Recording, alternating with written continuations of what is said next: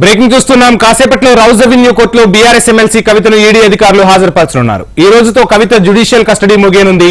Court ప్రత్యేక judge Kaveri Baweja ముందు కవితను హాజరుపరచనున్నారు ఈడీ అధికారులు. ఎమ్మెల్సీ కవితను చూసేందుకు రౌజ్ అవెన్యూ కోర్టు వద్దకు భర్త అనిల్, కుటుంబ సభ్యులు, బీఆర్ఎస్ శ్రేణులు చేరుకుంటున్నారు.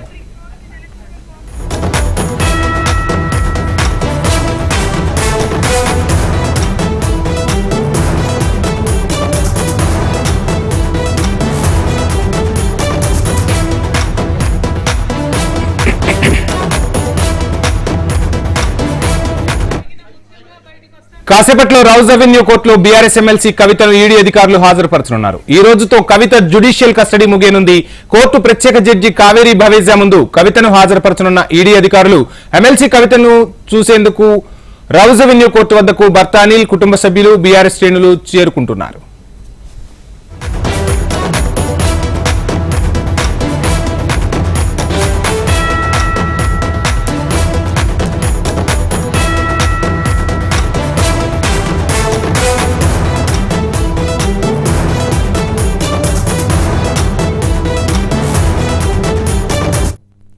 కాసేపట్లో రౌజ్ అవెన్యూ కోర్టులో బీఆర్ఎస్ ఎమ్మెల్సీ కవితను ఈడీ అధికారులు హాజరుపరచనున్నారు. ఈ రోజుతో కవిత జ్యుడిషియల్ కస్టడీ ముగియనుంది. కోర్టు ప్రత్యేక జడ్జి కావేరీ భవేజా ముందు కవితను హాజరుపరచనున్నారు ఈడీ అధికారులు. ఎమ్మెల్సీ కవితను చూసేందుకు రౌజ్ అవెన్యూ కోర్టు వద్దకు భర్త అనిల్, కుటుంబ సభ్యులు, బీఆర్ఎస్ శ్రేణులు చేరుకున్నారు.